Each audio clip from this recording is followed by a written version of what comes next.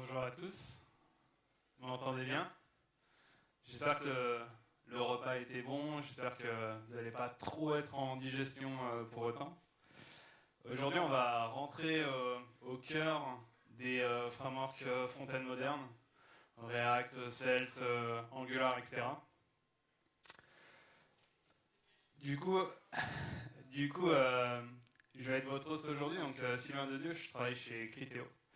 Je suis front-end engineer dans une équipe qui s'appelle UI Foundation et c'est nous qui faisons le Criteo Design System, donc l'Angular matériel si vous voulez interne de la boîte. C'est nous aussi qui faisons et maintenons toutes les briques micro front-end.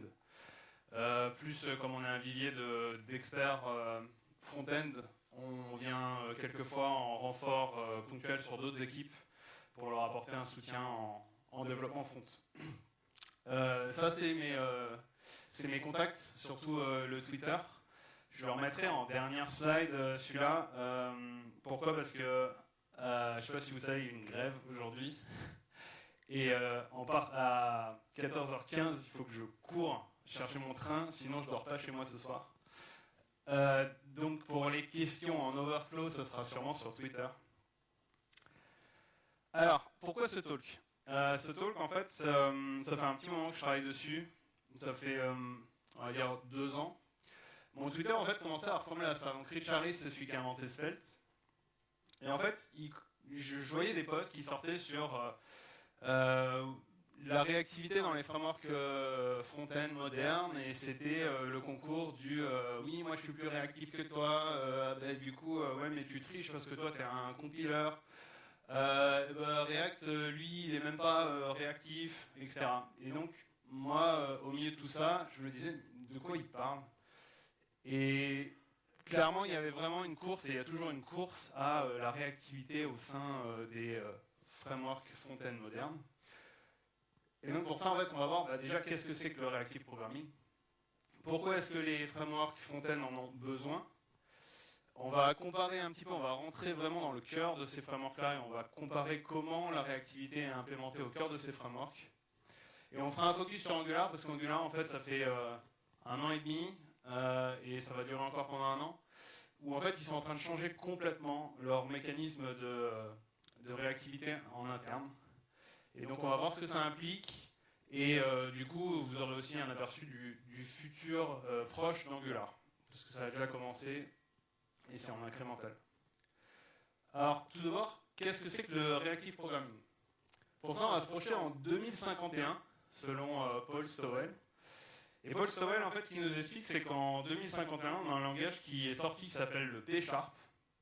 Et en fait, il y a un Destiny Operator que vous voyez, ligne 2, qui est le arrow function, mais dans l'autre sens.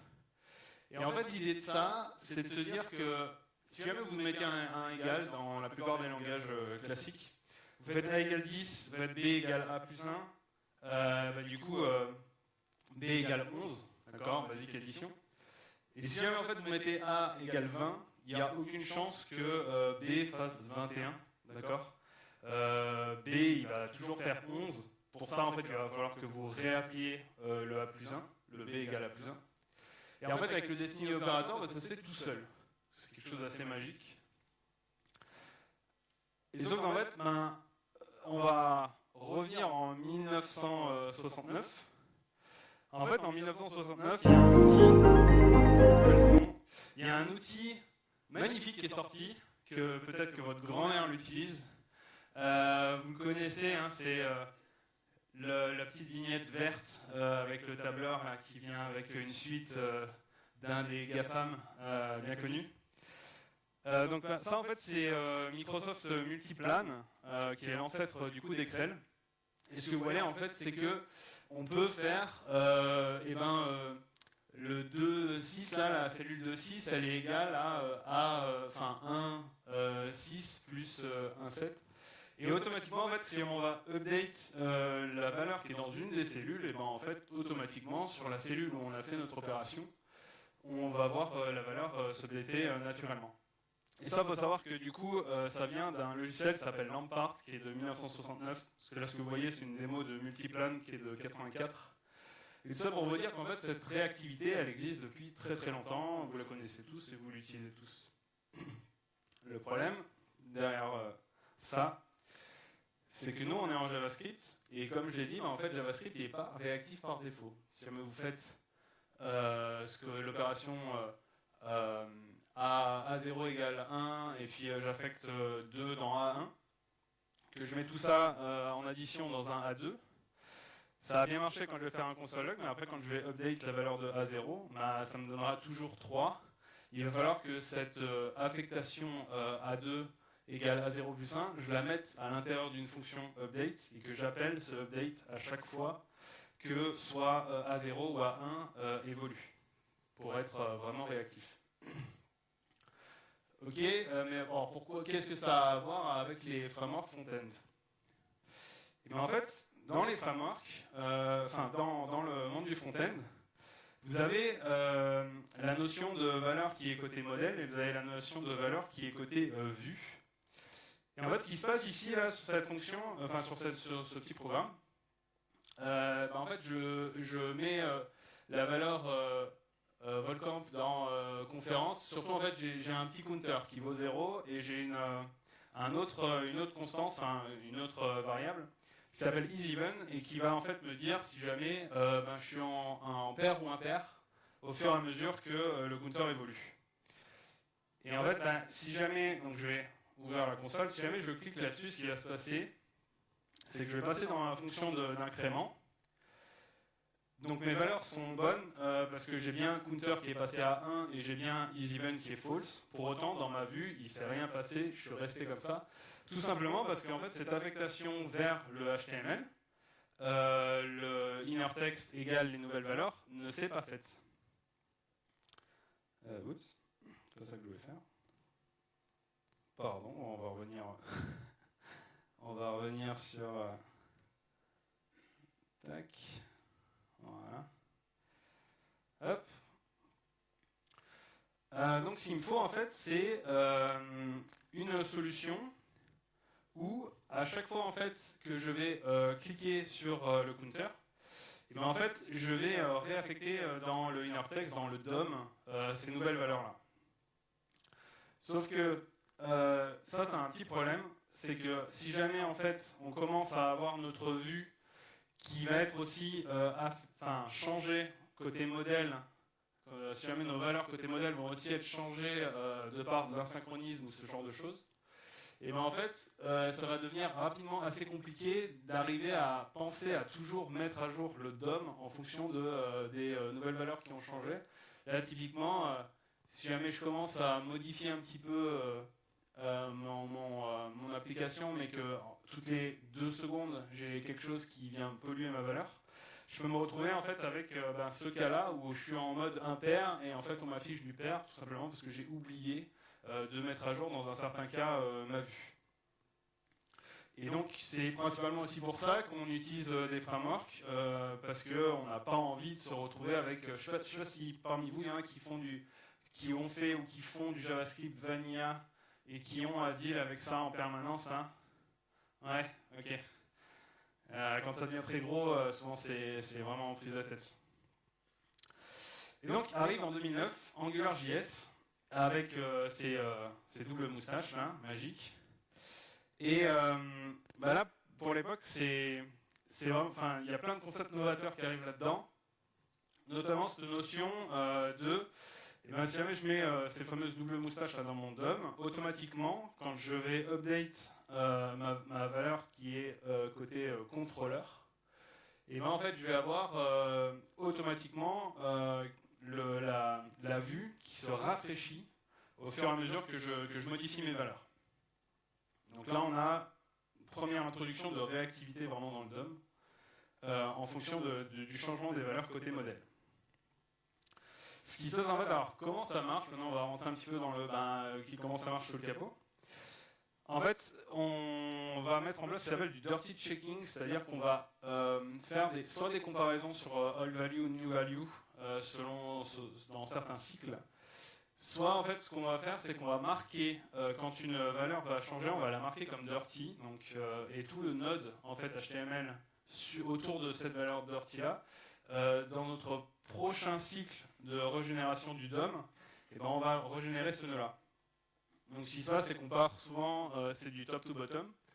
Donc on part du top. En fait, on arrive ici, on voit que counter, il est en dirty. Sa valeur est toujours à son précédent display en false. Donc on va passer on va redessiner ce nœud-là, et en fait c'est là qu'on va passer justement en true. Et on va poursuivre comme ça sur tout le DOM, jusqu'à arriver au nœud en bas. Et donc, selon les différents frameworks, en fait, on va avoir des logiques un peu différentes. Là, c'est celle du dirty checking. Sur AngularJS, on avait ce qui s'appelait le cycle de digestion qui faisait ça. Je ne sais pas s'il y en a qui ont travaillé en AngularJS, qui travaillent toujours en AngularJS. Non? Si? Ah. Je dirais rien. Mais après, bon, c'est beaucoup mieux que ceux qui ont levé la main au tout début, qui sont encore en natif, qui potentiellement galèrent avec des énormes applications où ils doivent rafraîchir leur DOM à la main. Donc, alors, comparons un petit peu les différentes réactivités qui existent. Donc, value-based, c'est celle qu'on a vue avec AngularJS.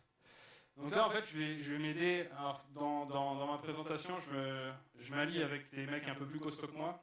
Donc Misko Evry, c'est c'est le père d'AngularJS, le père d'Angular et le père de Quick maintenant, parce qu'il y a 2 ans, il a quitté Google. Et du coup, il va un petit peu nous aider pour comparer ces différentes approches de réactivité. Donc là, ce qu'il nous dit, c'est que le système value-based, grosso modo, en fait, on va vraiment s'intéresser au state qu'on va stocker dans une référence, et on va toujours garder un petit peu ça et faire des comparaisons. Donc c'est justement en mode dirty checking pour se dire, ok, par rapport à mon state précédent, qu'est-ce qui a changé, qu'est-ce que je dois redessiner, etc. Ce qui nous explique, c'est qu'en value-based, on est obligé de fonctionner en dirty checking. Alors, React est un peu un cas particulier, même s'il est dans le value-based. React, en fait, à la base, donc alors, voici un exemple Donc c'est un exemple qu'on va se balader un petit peu avec tous les différents frameworks qu'on va voir. Donc j'ai le Hello Volcamp, j'ai mon counter, et quand je l'incrémente, j'ai mon EasyEven qui passe bien sa valeur à false. Pourquoi? Parce qu'en fait, du coup j'ai utilisé un hook en React, ce useMemo s'appelle un hook, sur une valeur réactive là, que j'appelle avec le useState. Et ce qui se passe, c'est comme counter fait partie de mon hook, à chaque fois que counter est évolué, à chaque fois que je passe dans le set counter qui va mettre à jour mon counter, je vais aussi mettre à jour mon EasyEven. Ce qui se passe en fait avec React, c'est que sous le capot, vous avez une fonction qui s'appelle setState. Je ne sais pas s'il y en a aussi qui font du Flutter. Il y a des développeurs React? Ok. L'idée en fait c'est à l'utilisateur qu'on donne la responsabilité de dire redessine le nœud de cet élément-là et de tous les nœuds qui sont en dessous. Et en fait via useMemo et via useState, on ajoute un sucre syntaxique par-dessus pour que ça se fasse automatiquement, mais on a quand même cette même logique de, à un moment donné, je redessine tout ce qui va être en dessous, un peu en mode entre guillemets stupide, sans s'occuper vraiment de ce qui se passe en dessous. Ce qui fait que si jamais en fait je fais ça, donc j'ai une petite modification dans le code là ce coup-ci, c'est qu'en fait donc la partie Hello Volcamp, je l'ai mise dans un header, et en fait dans ce header là, la valeur Volcamp, c'est un return de function, et cette fonction là elle est appelée dans mon HTML. Ce qui fait qu'en fait à chaque fois que cette fonction va être appelée, donc que le console log va s'afficher, ça veut dire que ce nœud-là a été rafraîchi et a été re-rendu. Et ce qui se passe ici, c'est que si jamais je commence à monter mon counter, alors que je ne modifie que EasyEven ou counter, et que je ne touche pas du tout à mon composant header, je passe quand même sur mon composant header est quand même redessiné. Pourquoi? Parce que j'ai un setState qui part sur ce nœud-là, et en fait, du coup, je redessine tout, même ce dont je n'ai pas besoin de redessiner. Et c'est cet aspect-là qui fait dire à Ryan Carniato, qui a inventé Solid, et Rich Harris, qui a inventé Svelte, pas faire de bêtises, que, alors, React est un nom terrible pour React, sous-entendu React n'est pas réactif, et Ryan Carniato qui ici prend un peu plus de gants et de pincettes en expliquant que le paradigme qui est derrière le reactive programming ne s'applique pas à React de par sa façon de fonctionner. Et en fait, alors, donc ça c'est sur la doc dépréciée de React, c'est toujours disponible. Même React, hein, dans leur doc, ils disent oui, on sait, on n'est pas complètement réactif. Donc voilà, c'est quelque chose qui est connu et en fait c'est un peu de là que sont partis les travaux de Richarlison et de Ryan sur comment est-ce qu'on améliore la réactivité par rapport à React par exemple qui redessine tout. Donc à chaque fois, alors, je vous invite à récupérer mes slides à la fin, je pense qu'elles devraient être disponibles sur les infos du Volcamp. Je les mettrai quand même sur mon Twitter. En fait, à chaque fois, vous ne le voyez pas, mais en bas, j'ai des liens, je ne m'amuse pas à cliquer dessus, mais ça va vraiment être les références vers tous les articles détaillés où en fait, Ryan Carniato explique typiquement pourquoi React n'est pas réactif, mais pourquoi c'est pas non plus super important en termes d'utilisation, etc., etc. Je vous invite vraiment à regarder un petit peu, à lire tout ça, c'est vraiment très intéressant, ce qui m'a permis d'aider à construire ce talk-là. Toujours dans le value-based, on a Angular, alors j'ai mis de version 1 à 17, je sais pas, peut-être qu'il faudra que je mette 18, je sais pas si jamais ils vont arriver à changer leur mécanisme de réactivité dans leurs composants d'ici la version 17. Ce sera peut-être 18. Donc, alors, Angular, comment il marche? Voici un code propre en Angular pour afficher exactement la même application sans avoir mon conférence qui va... donc, mon conférence va quand même être quelque chose qui va être non c'est le isEvent pardon, qui va être mis à l'intérieur d'un pipe de façon à être évalué que quand la valeur counter change et pas en permanence quand j'ai quelque chose quand counter est modifié. Et en fait ce code là compilé il donne ça. Alors donc, ouais, j'ai caché des petits tests ophtalmo à l'intérieur de mon talk. Est-ce que vous pouvez me dire à la 4e ligne quelle est la 5e lettre en partant de la gauche? Je plaisante. Le but, c'est vraiment pas pour vous que vous vous amusiez à lire ça et à essayer de comprendre ce qui se passe. Tout ce que je voulais en fait vous montrer à partir de ça, c'est que j'ai une variable à template dans mon composant qui est une fonction qui prend deux arguments, dont ce fameux CTX. Et partout où en fait je vais injecter, je vais avoir des valeurs vraiment, mes variables, conférences, counter, ce qui va être amené à évoluer dans le temps. En fait, ces variables-là vont être contenues à l'intérieur de ce param CTX. Donc voilà, tout simplement pour dire, j'appelle une fonction et je rends tout mon template à partir de cette fonction-là. C'est le but de cette fonction. Et après, si on rentre un petit peu dans le code, quand vous appelez des changements, soit à la main, on le fait très peu, mais quand dans Angular, à un moment, vous êtes désynchronisé, vous voulez vous synchroniser, vous faites un detection change, ou alors que vous avez le framework qui, pour vous demande de redessiner le DOM et du coup de lancer un cycle de détection, vous allez passer en fait dans cette fonction-là, qui fait plein de choses, dont le refresh view. Refresh view, elle est en dessous. Et en dessous, en fait, donc dans refresh view, vous allez appeler execute template. Et dans execute template, en fait, vous allez appeler cette fameuse template function avec le contexte et le fameux rf, et on boucle sur la slide d'avant. Donc, ce qui se passe, en fait, c'est que le compilo, il crée une fonction qui, à chaque fois qu'on appelle, permet de rendre le DOM avec les nouvelles valeurs. Et quand vous avez le cycle de détection en interne, c'est assez cohérent. En fait, on passe différentes étapes, il se passe plein de choses. Mais à la fin, en fait, on appelle cette fonction-là pour rendre la vue.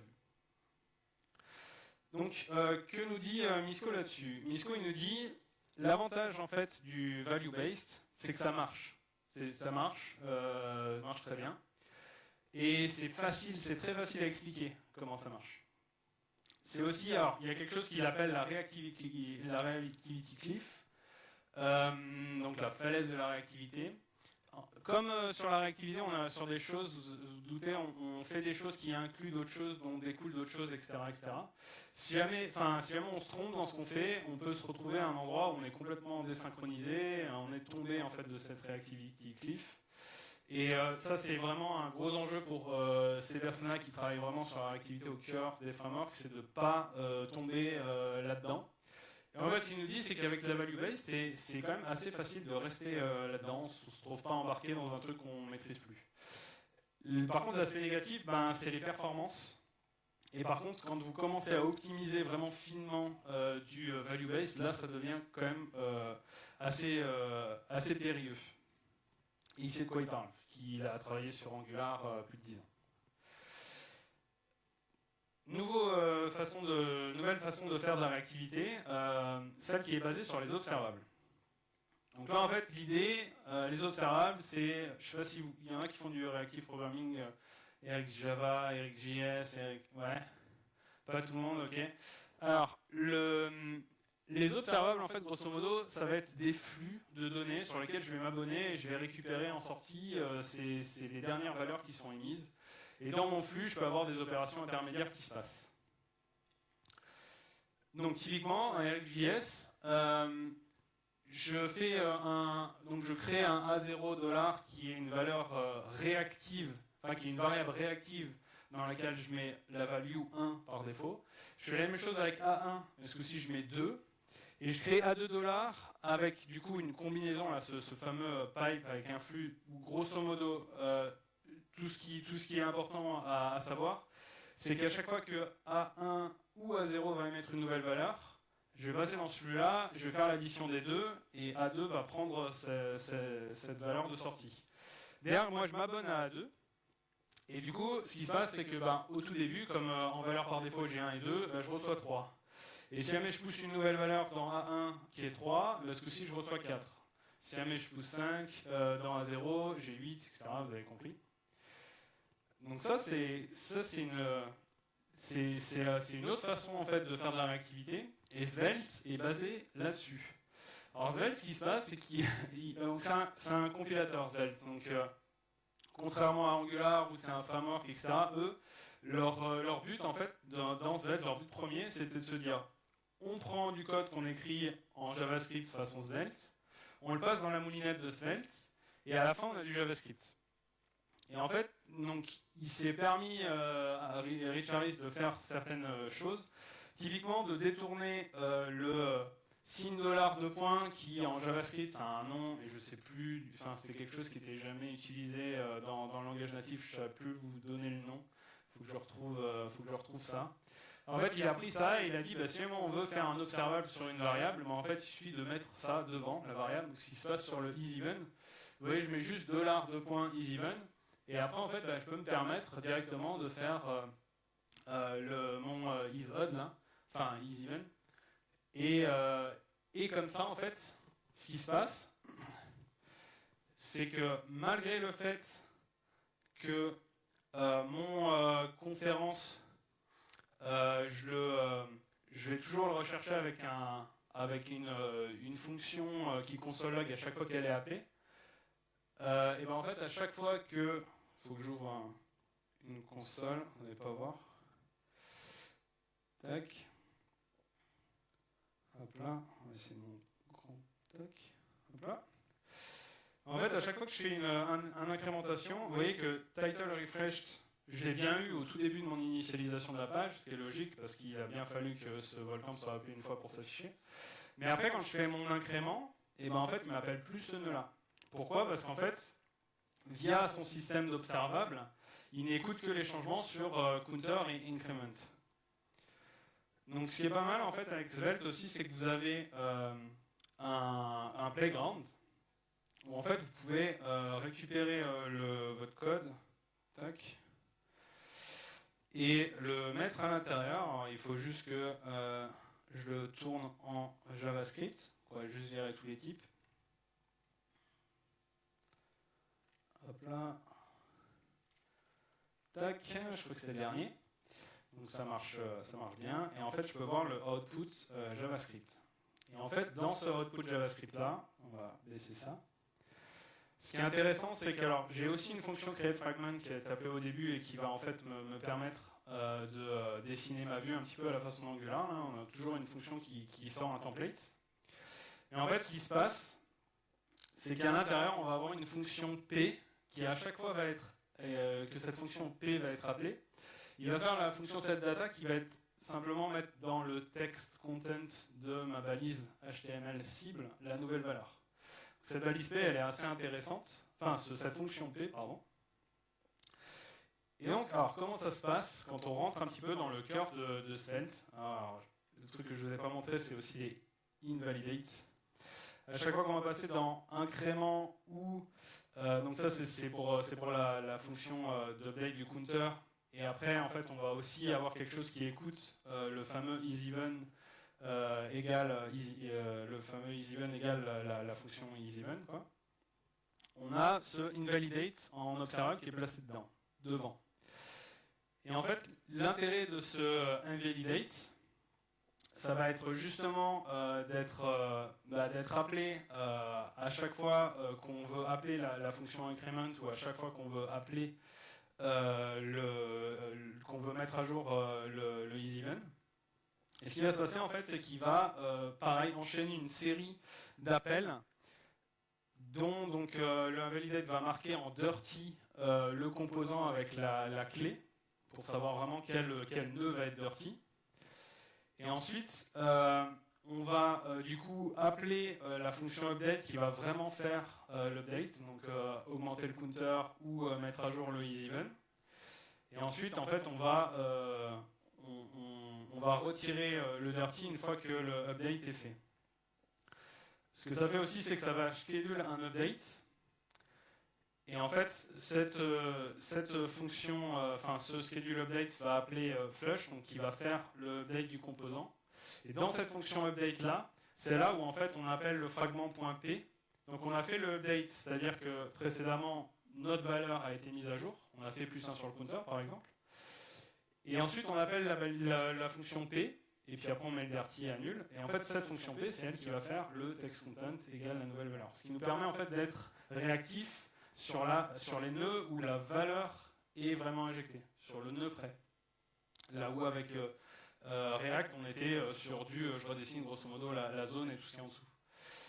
Donc sur le observable based, en fait, le gros avantage, c'est que on a quelque chose de très très performant. Tous les frameworks et tout qui ont embarqué du RxJS, ils ont réussi à réduire leur taille de bundle de façon significative. Par contre, les difficultés avec l'observable, c'est que déjà en fait c'est quelque chose d'asynchrone, un observable. Et pour l'UI, c'est un peu problématique d'avoir de l'asynchrone dans l'UI. Ce qu'on veut dans du DOM, c'est d'avoir du synchrone. Les observables, c'est compliqué. À expliquer à une personne, ok, qu'est-ce que c'est qu'un observable, c'est quand même assez compliqué. Et qu'à voir la plupart des développeurs Angular qui font du RxJS comme ils ont appris à le faire. Souvent ça ouvre la porte à vraiment du mauvais code, à des fuites mémoire ou ce genre de choses. Le fait de devoir appeler subscribe, c'est un peu problématique, c'est pas naturel. Nous, ce qu'on a envie, c'est d'avoir directement la valeur, pas un observable de la valeur. Et surtout, il y a le besoin de se désabonner au bon moment pour éviter justement les fuites mémoire et des observables qui continuent à push des values dans des composants qui ont été détruits. Et ensuite, on a Signal, qui est la dernière approche de réactivité interne dans les composants. Donc, ce que nous dit Misko, en fait, c'est que les signals, c'est une forme synchrone des observables. Donc, comme ça, il évite un petit peu à entrer dans le détail. Et il n'y a pas besoin de s'abonner et de se désabonner. Donc, Vue, qui n'utilise pas le signal API, mais qui a refait en interne une sorte d'API signal, un petit peu comme Solid, parce qu'il faut savoir que l'API vraiment signal officiel a été fait par Ryan Carnato qui a fait Solid. Donc Vue, en fait, ce qu'ils font, c'est que soit ils passent par des getters setters, soit par des proxys.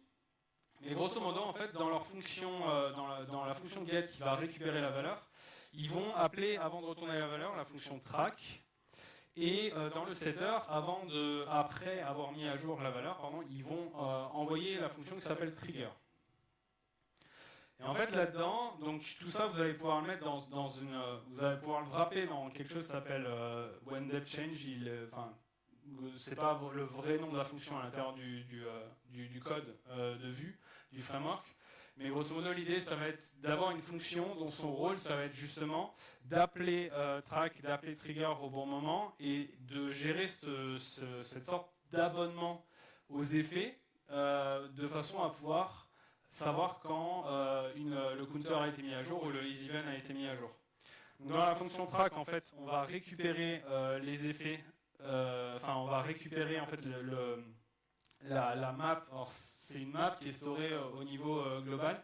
Alors exactement, c'est une weak map d'effets qui est renvoyée donc par ça. En fait, on récupère du coup la map qui est dans la weak map et on va ajouter notre nouvel effet. Sachant que la fonction track, elle est appelée, vous vous souvenez, au niveau du getter. Donc quand on commence dans la vue à dire bah, je veux récupérer cette valeur-là, on va appeler cette fonction track et on va créer justement une subscription à ces effets-là. Et dans la fonction trigger, bah, en fait l'idée ça va être d'aller rechercher justement ces effets-là et de tous les jouer. Et du coup les jouer, c'est-à-dire rejouer les updates qu'on a storés. Et en fait en faisant ça, on a créé un objet réactif. Ce qui fait qu'en fait, donc alors ref utilise le getter setter et quand vous faites du watch effect dessous, c'est des proxys qui sont faits. Mais en fait, grosso modo, en faisant ça, on peut mettre à jour la valeur de A0 ou de A1 et automatiquement redéclencher la nouvelle valeur de A2. Donc vous avez la notation avec le watch effect qui du coup rappelle le watch depth change qu'on avait juste avant.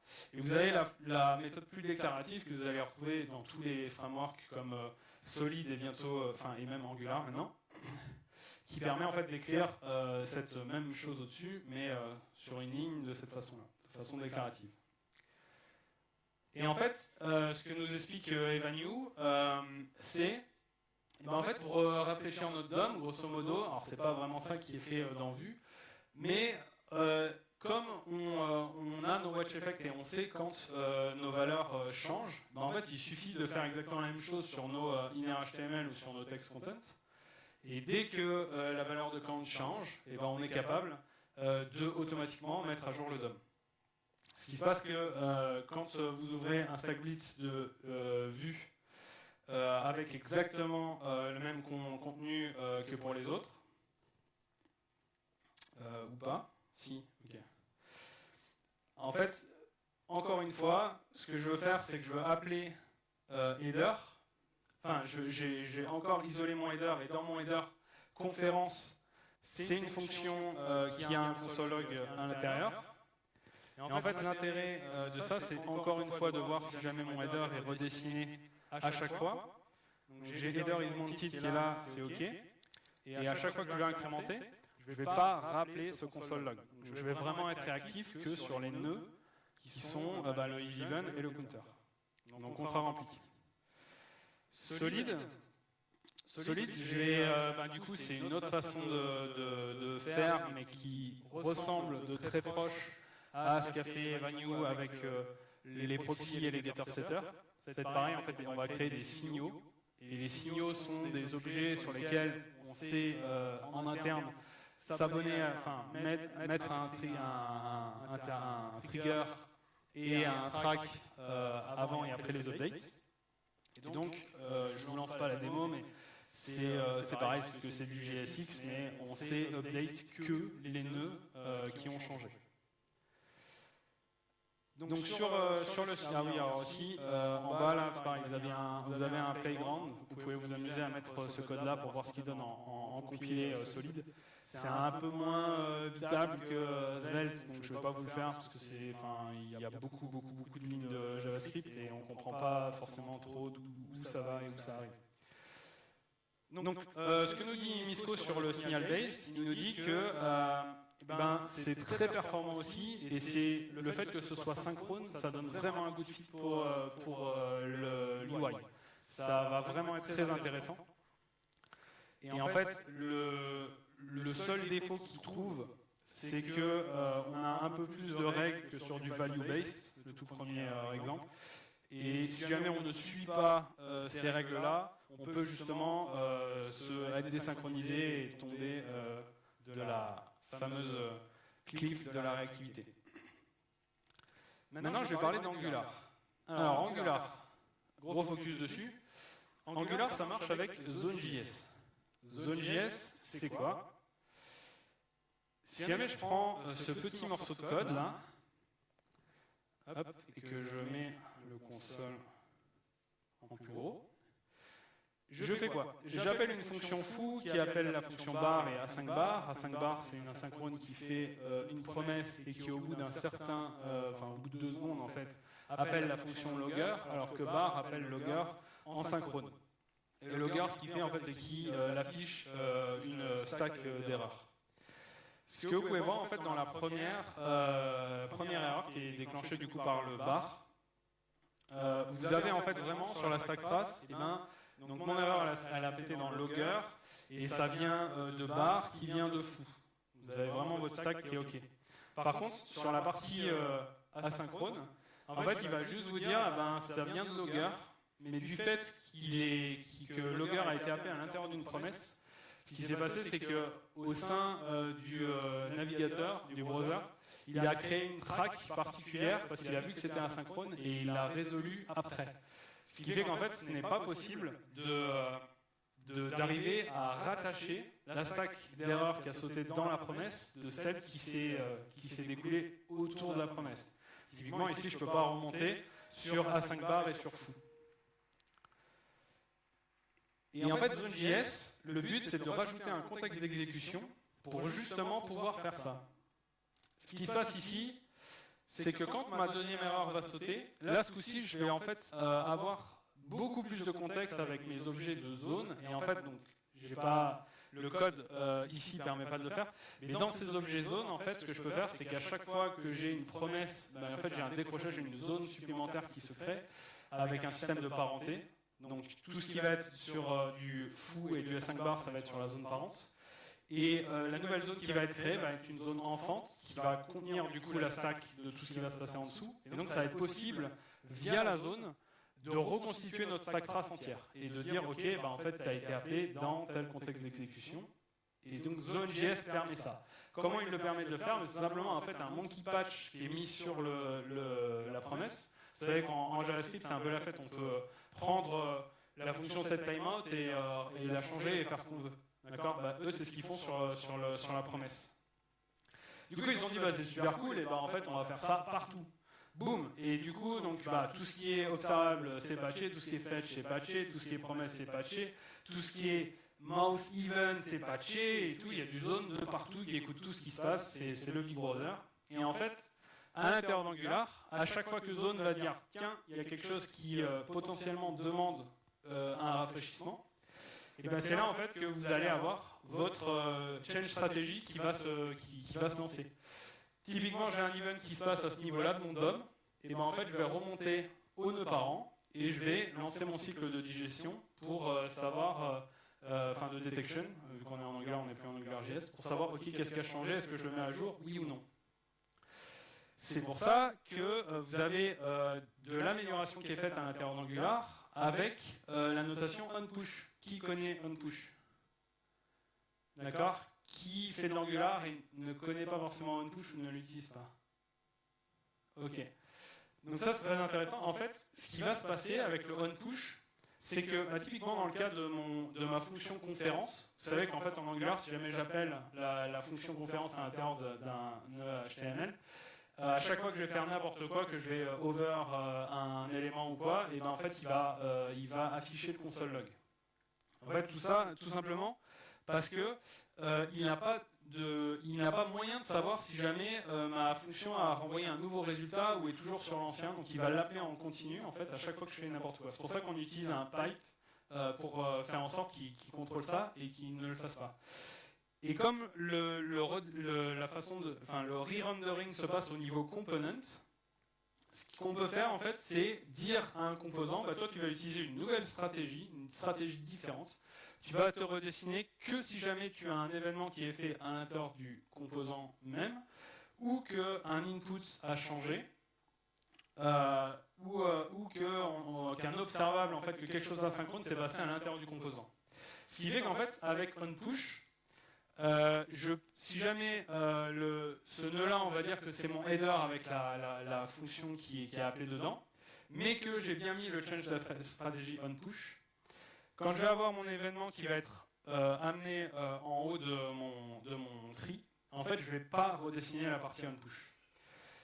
Donc je vous invite en fait onPush à le mettre par défaut. Le seul problème de onPush, c'est qu'en fait il va regarder non plus par valeur, mais par référence.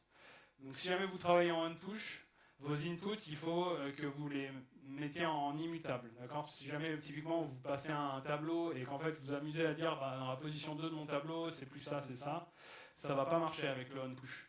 Il faut que vous travaillez en immutable, donc soit vous faites à la main avec du filter, avec du map ou ce genre de choses pour remplacer l'arrêt par une nouvelle référence à chaque fois qu'il y a une modification.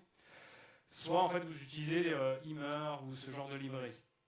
Je vous ai mis un lien là. C'est notre plugin chez Criteo d'Angular. C'est plein de bonnes pratiques en fait qui vont être mises sous forme c'est un plugin de ESLint. Vous le mettez et en fait il va râler dès lors que vous ne suivez pas une des best practices d'Angular, et typiquement le onPush est mis pour être par défaut sur les composants. Et voilà, Angular, ils se sont dit ok, en fait on va changer notre réactivité en interne. Donc pour ça en fait ils ont fait un RFC, c'est-à-dire une grande discussion ouverte. Ils ont considéré plusieurs options. Donc ils n'ont pas retenu EricJS, même si jamais ils avaient déjà EricJS en interne. Pourquoi ? Parce qu'en fait, avec EricJS, vous pouvez avoir, j'ai un exemple, je vais le passer parce que niveau du temps, je suis pas large. Mais en fait, vous pouvez avoir une valeur qui est émise, qui est désynchronisée avec ce que vous voulez. Typiquement, en fait, entre le passage de 0 à 1 et le even à odd, j'ai un moment où je me retrouve avec 1 et even. C'est un des problèmes qu'on peut avoir avec EricJS. C'est pour ça qu'ils l'ont, entre autres, qu'ils ne l'ont pas retenu. Donc ce qu'ils ont fait, c'est qu'ils ont retenu les signaux. Ils ont pris l'API signal, ils l'ont wrappé eux-mêmes. Et en fait, on peut du coup, comme ça, faire un writable signal. Donc ça, c'est depuis la version 16. Un signal, ça s'update avec la fonction set. Si jamais on veut faire un update, c'est-à-dire dire je veux la dernière valeur et j'ajoute plus 1, et j'appelle la fonction update. Il y avait mutate pour les objets qui étaient un petit peu plus complexes. Donc typiquement, si jamais on voulait modifier un tableau ou ce genre de choses en mutant l'objet et non pas en faisant un update de référence. Et ça, en fait, depuis lundi, ouais, ils l'ont retiré de leur API parce qu'en fait, ils avaient des problèmes en interne en l'utilisant. Donc mutate n'existe plus. Et pour créer une variable, on fait juste un new signals, on met la valeur par défaut et puis après on fait son update. Et ça ressemble exactement à ce que vous avez vu sur l'exemple de vue ou ce genre de choses avec la composition API. Donc voilà, et en fait donc on peut faire du computed comme ça, donc EasyEven il est dynamique à chaque fois que counter va changer, on va réévaluer EasyEven. Donc pour appeler la valeur d'une méthode, en fait c'est la variable signal et on met les parenthèses derrière, d'accord ? C'est pas une fonction, c'est la façon d'appeler la value. Et du coup, je peux faire des computed de computed. Je peux aussi faire des effets. Donc du coup, ça, c'est des effets, c'est pour faire des opérations tierces quand j'ai justement des variables réactives, des signaux qui changent. Et typiquement, ça en interne, ça va être utilisé pour lancer des rafraîchissements de UI et de rafraîchissements de DOM. C'est typiquement les effets, signaux qui vont utiliser en interne pour rafraîchir les DOM concernés. Donc je vous ai mis un exemple de signal based component, et en fait ce qui est intéressant avec ça, c'est que quand on aura en fait, donc pour l'instant on peut utiliser l'API signal, mais l'API signal elle repose toujours sur du Zone.js qui patch, d'accord ? Le but c'est de sortir de Zone.js, de plus utiliser ça.